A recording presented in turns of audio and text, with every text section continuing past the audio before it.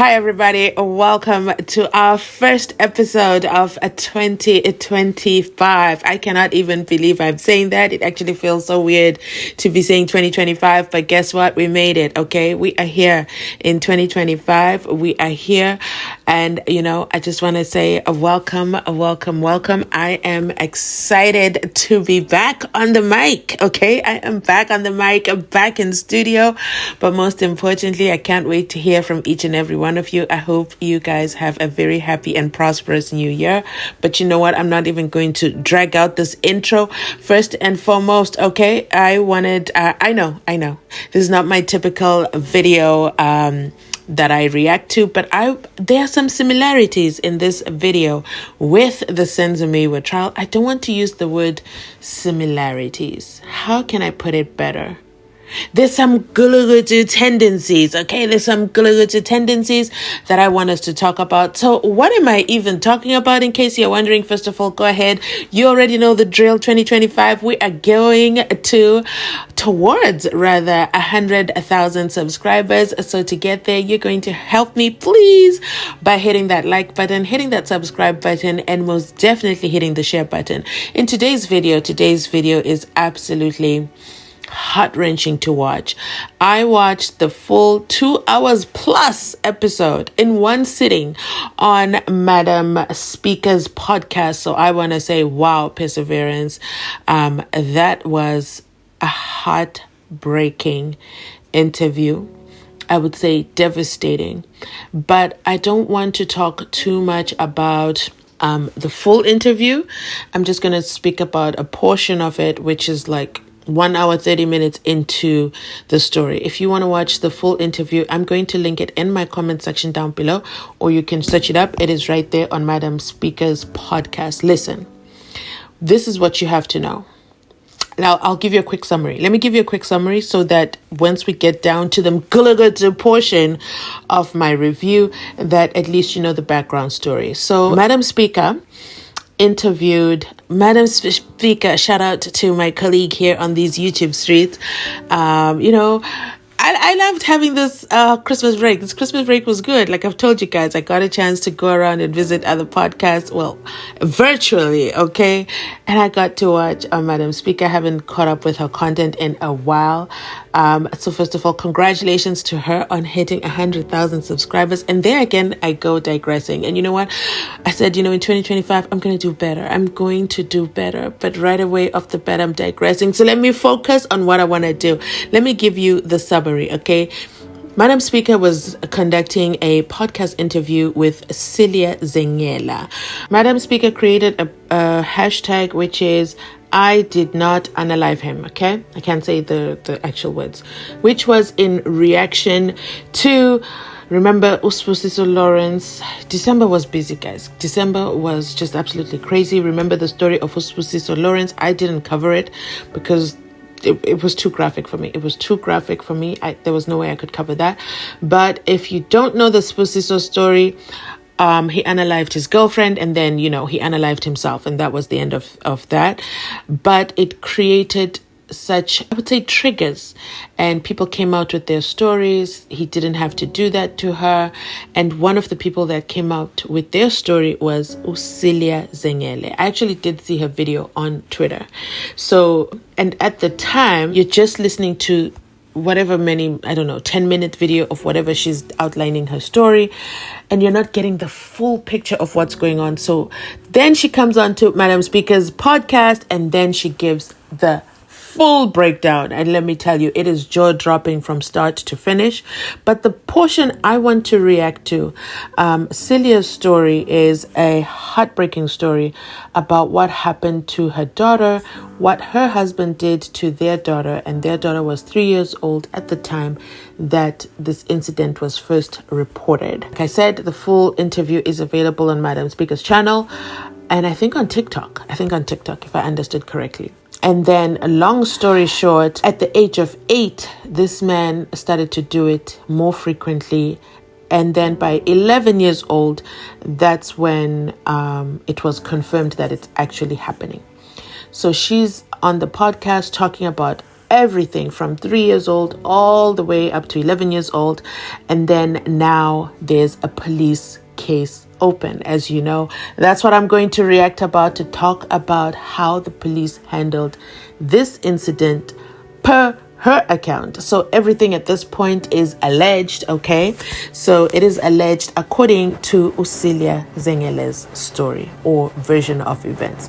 So she says after going to the hospital and her daughters were checked, the kit was done and the kit was tested by the FSL department.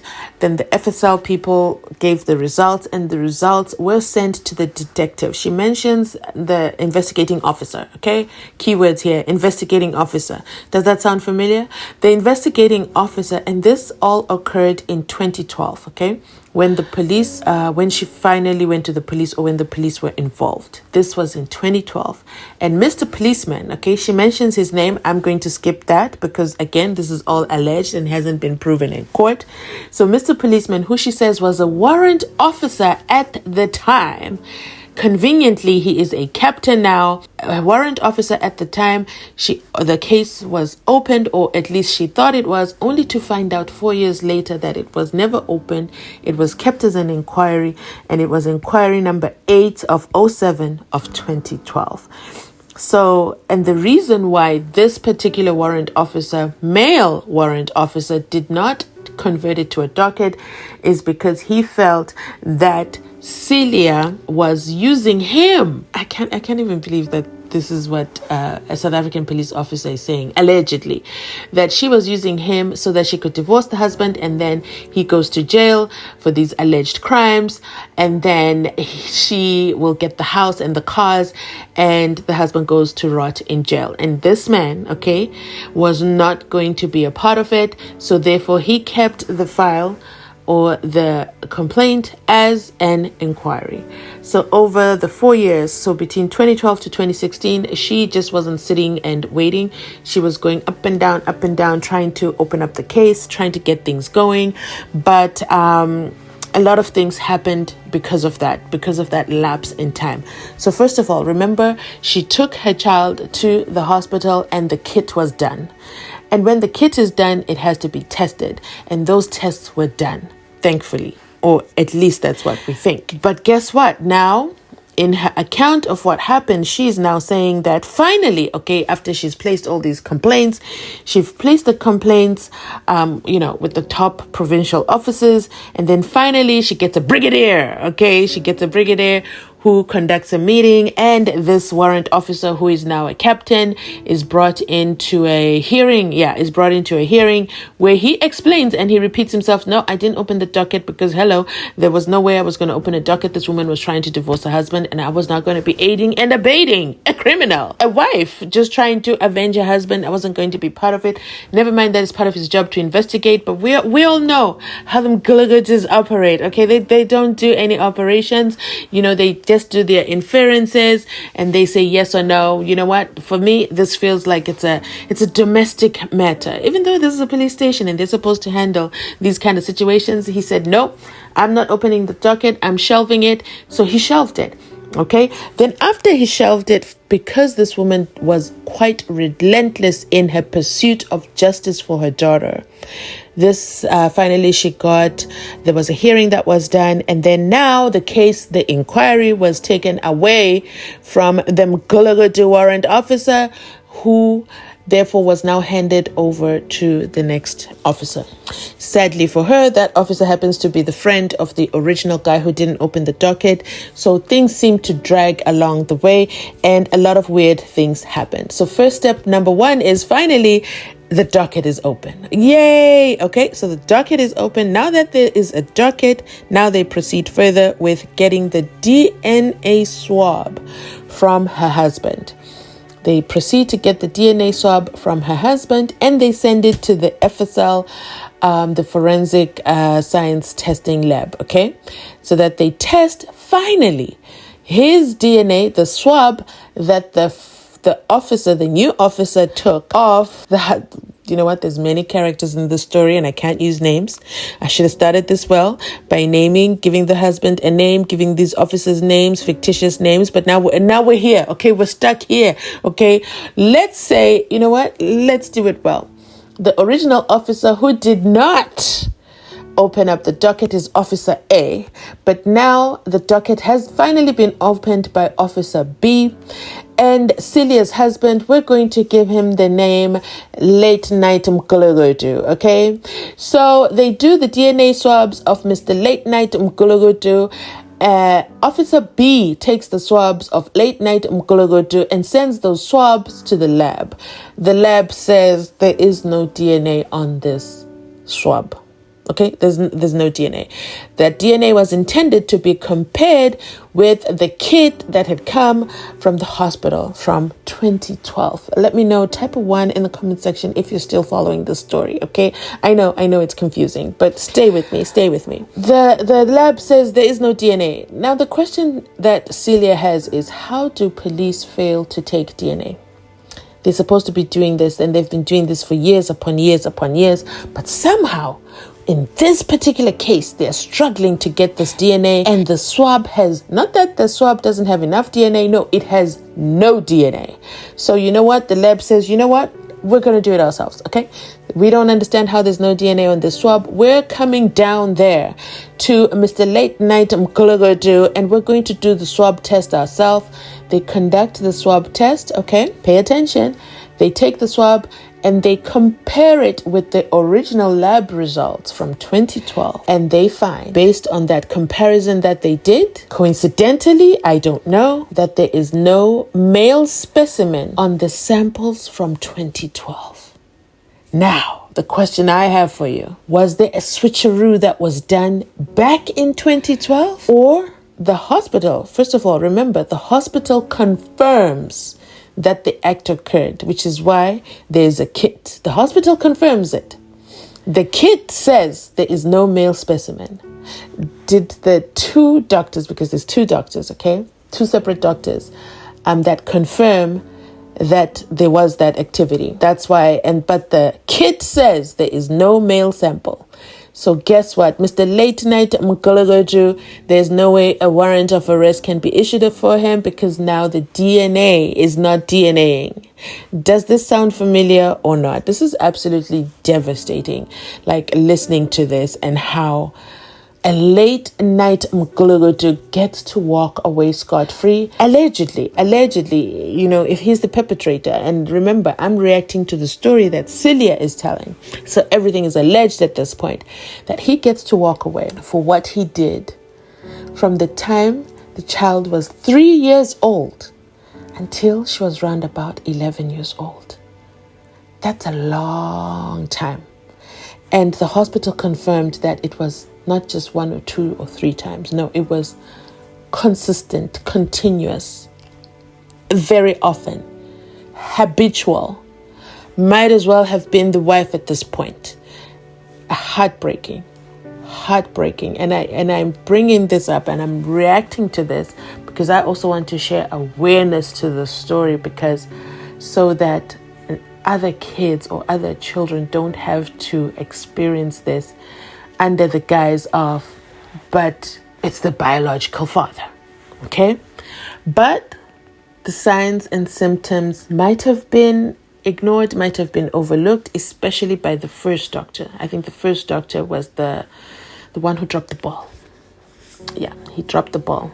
There is no docket open. There is no court case. The guy has never seen the inside of the jail because police officer A in 2012 would not do his job and open up the docket, convert the hospital reports from an inquiry to a docket. Instead, sat on the file for 4 years. The forensic lab says, you know what?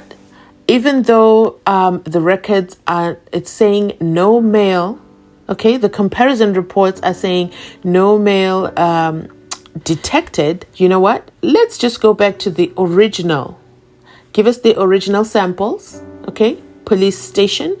Give us the original samples. We'll take the original samples. We'll do the testing again. Guess what? You already know the answer. The originals don't exist anymore, okay? They don't know where they are.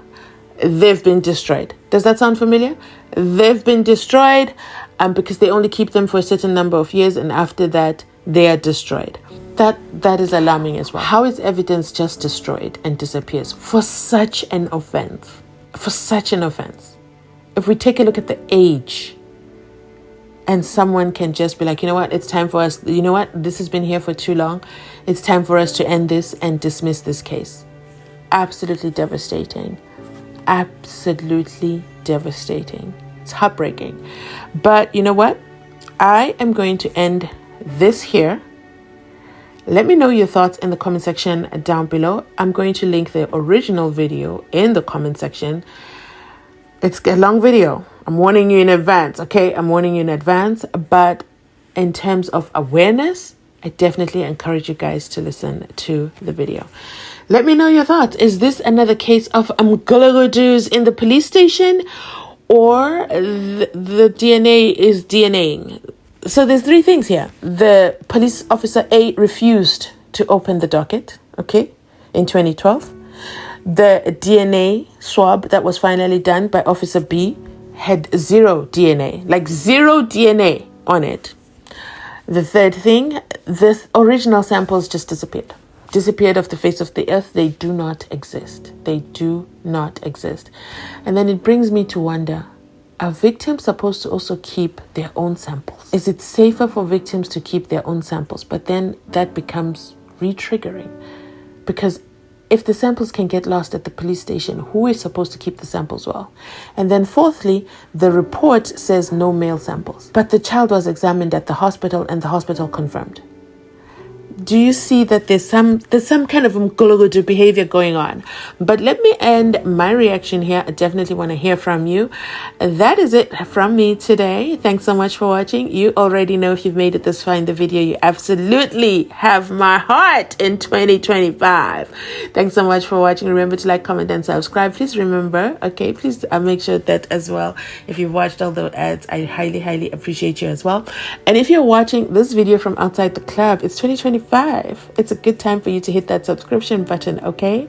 Because it's absolutely free. It costs you nothing to subscribe. It's also anonymous to subscribe. Nobody will know you're subscribed to this channel, okay?